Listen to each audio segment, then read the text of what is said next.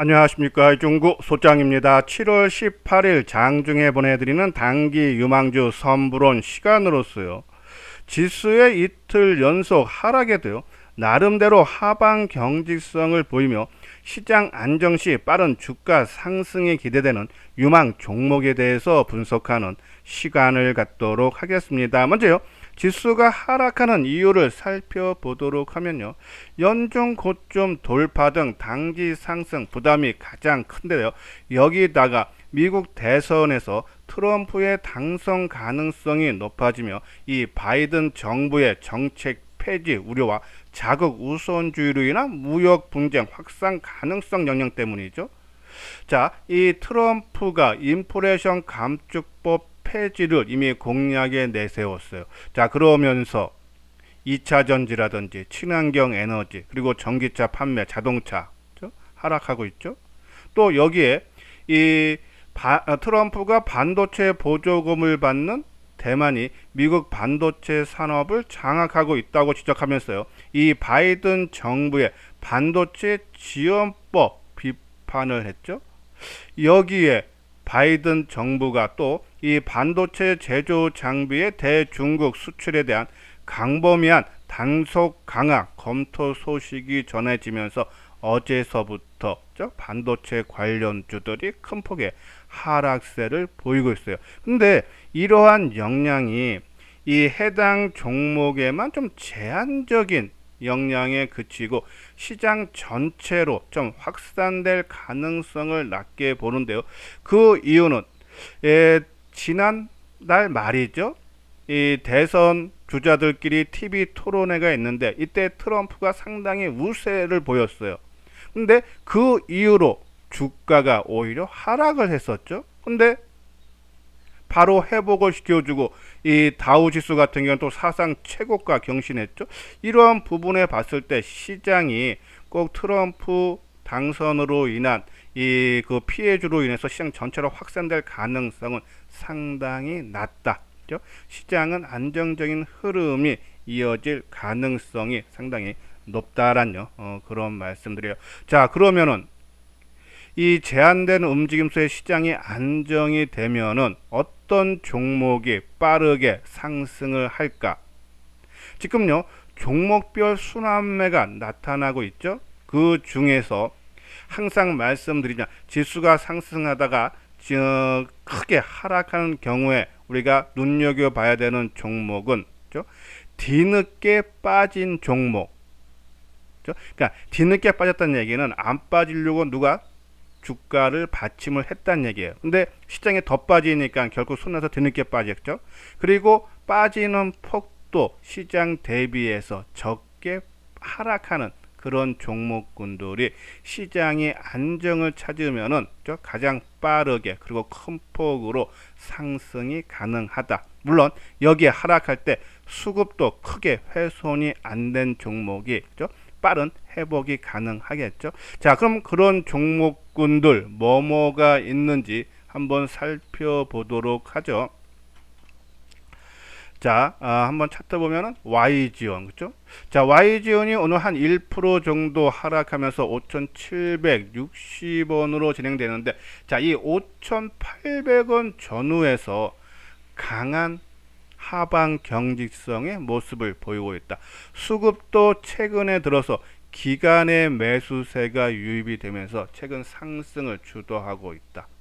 근데 그쪽에서 매도 물량이 나오지 않는다. 그러니까 당연하게 쉬어가야 되는 가격대, 5,800원 정고점 다중 저항선이면서 이동평균선이 또 강하게 200일선이 저항을 막고 있다. 그래서 쉬어가야 되는데 시장도 크게 하락하면은 당연히 더 많이 빠져야 되는데 안 빠진다. 올리겠다는 그런 신호로 봐야 되지 않나. 그런 관점에서 YG원 우리가 관심을 꼭 가져야 되지 않나라는 그런 말씀드리고, 자, 두 번째는 LNK 바이오죠. 자, LNK 바이오도 지금 현재 한 1.6% 하락에 그치고 있죠. 시장 안정 그리고 거래량이 지금 최근에 크게 감소, 평균을 크게 하회하고 있다. 그런 부분에서 시장 하락 영향은 때문에 밀리기는 있지만은 매도 압력이 강화되는 그런 모습은 아니다. 그래서 LNK 바이오 그리고 플랫폼 쪽이죠. 카카오 그리고 네이버인데요. 자, 카카오는 어제죠. 이 창업주 김범수의 이 구속영장 신청되면서 실질 심사가 곧 받죠. 이렇게 오너 리스크가 부각이 되고 있는데 카카오가 빠지질 않아요. 어제든 강보합이고 오늘은 약보합 수준이죠. 즉, 이 카카오라든지 네이버라든지 그동안 못 간 이유가 뭡니까? 고금리로 인한 성장주들의 피해가 우려됐기 때문이죠. 근데 이제 9월서부터 빠르면 9월, 늦어도 올해 안에 금리 인하가 가시화된다. 그러면은 금리 인하면 그동안 고금리로 피해봤던 종목군들 당연히 상승을 해야 된다. 그런 부분에서 저는 이 네이버라든지 카카오라든지 근데 카카오가 22일인가요? 실질 심사를 받기 때문에 그죠? 구속영장 실질 심사를 받기 때문에 그 20일 만약에 구속이 되면은 단기적으로 빠지면 그때 사면 되는 거고 그 부분을 우리가 좀 참고해달라 해서 좀 실질 심사 나온 이후에 그 결과 만약에 결과에서 불구속이다 그러면은 크게 올라가는 그런 모습은 나온다. 그 부분 참고를 해달라란요. 그런 말씀을 드려요. 자, 그리고 우리가 이수장 증권TV 하모니 포트폴리오에서 많이 고생을 시켰던 바이오, SK 바이오팜 오늘도 2.1% 상승세네요. 그렇죠? 자, 계속적으로 홀딩 관점으로 말씀을 드리고 자, 그리고 지금 반도체, 전 반도체가 지금 SK 하이닉스가 이틀 연속 크게 하락을 하고 있는데 한번 SK 하이닉스 볼까요? 자, 오늘도 4.3%, 어제 5.3%.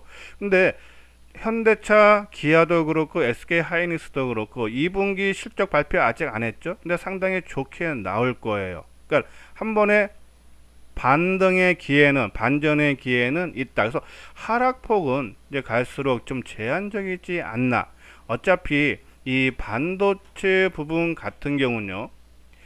이 지금 반도체 업황이 회복되고 지금 디램이라든지 랜드라든지 이런 것들이 좀 상승 추세에 있죠. 또 삼성전자의 이 고대역폭 메모리 부분이 이 엔비디아의 테스트 결과가 지금 3분기에 발표가 예정됐죠. 근데 뭐 거기에 통과가 될 그런 가능성이 상당히 높기 때문에 이러한 재료로 인해서 단순히 많이 상승한 거에 따른 숨 고르기 차원이다. 또 실적 발표를 앞두고 있기 때문에 아마 하락세는 진정이 되는 그런 모습은 충분히 가능하다. 그러면은 반도체 이걸로 인해서 크게 빠졌던 종목군들 한번 반등이 나오겠죠. 우리 이수장 증권TV에서 최근에 강조해 드리고 있는 월덱스 소재 부품이죠.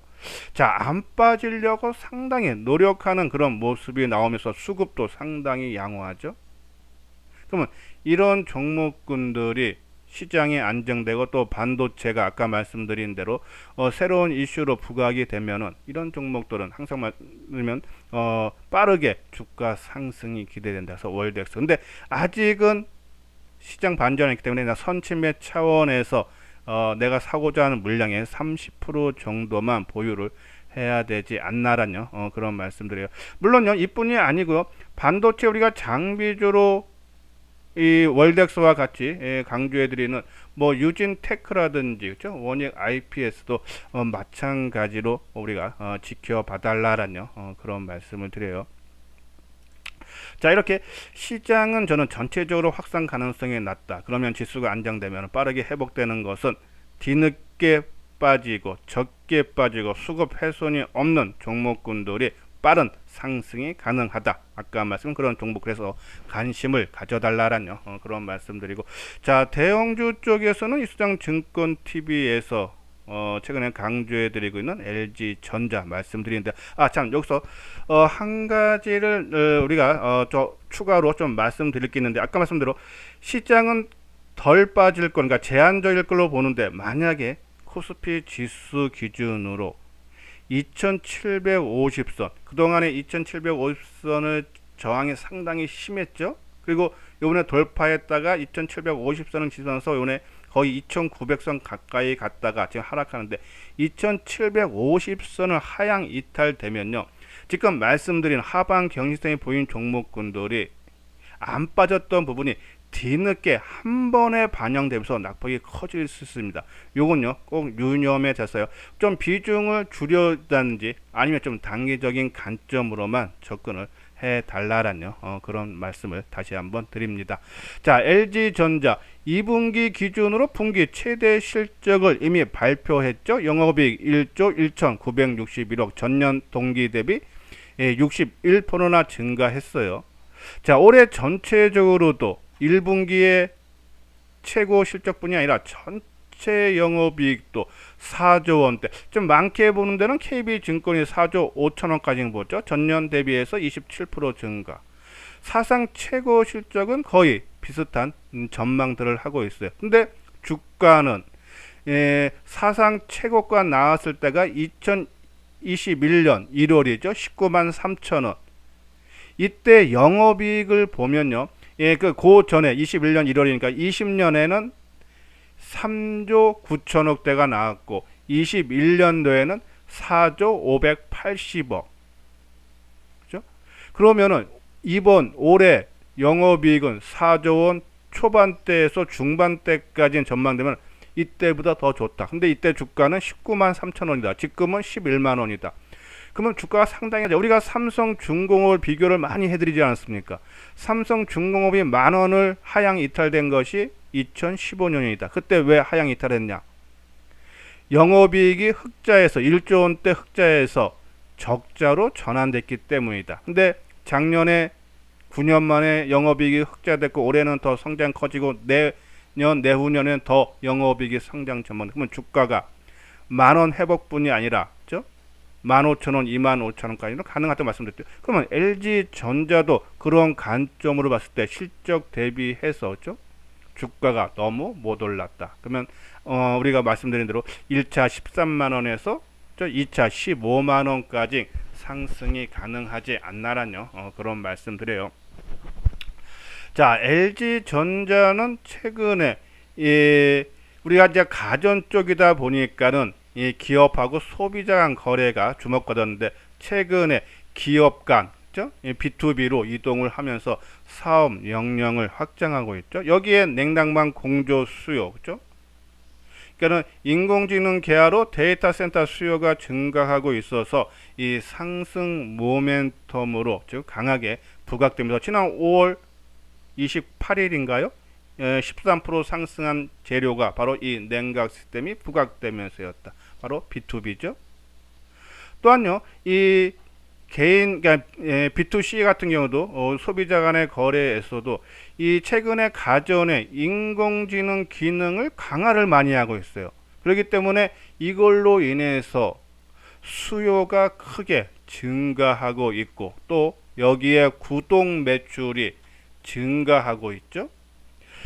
자, 보면요, 이 구독 매출 같은 경우는요, 이 소형 가전에서부터 대형 가전에 이르는 총 22종 제품을 대상으로 운영하고 있는데, 이 가전 고객 10명 중에 한 36%, 그러니까 3.6명이 이 구독 상품을 구독하고 있어요. 그래서 2년 만에, 그러니까 작년 2년 만에 1조 원 돌파됐고, 올 1분기에 전년 동기 대비 72%가 증가하면서 3,456억, 역대 최대죠.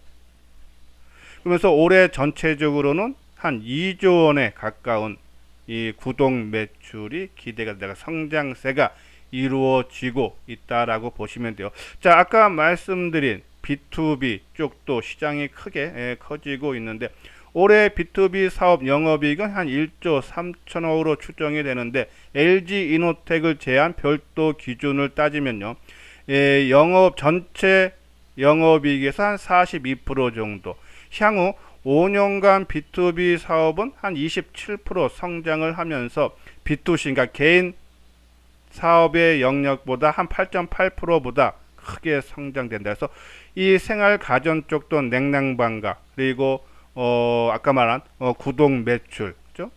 이러한 부분으로 인해서 실적이 크게 좋아진다라고 보시면 되고, LG전자가 뭐 주력은 전장 부분이죠. 이쪽 시장이 커져야지 LG전자의 주가가 한 단계 레벨업이 가능한데, 한 100조 원 규모의 수주 물량을 갖고 있다 그러죠 지금.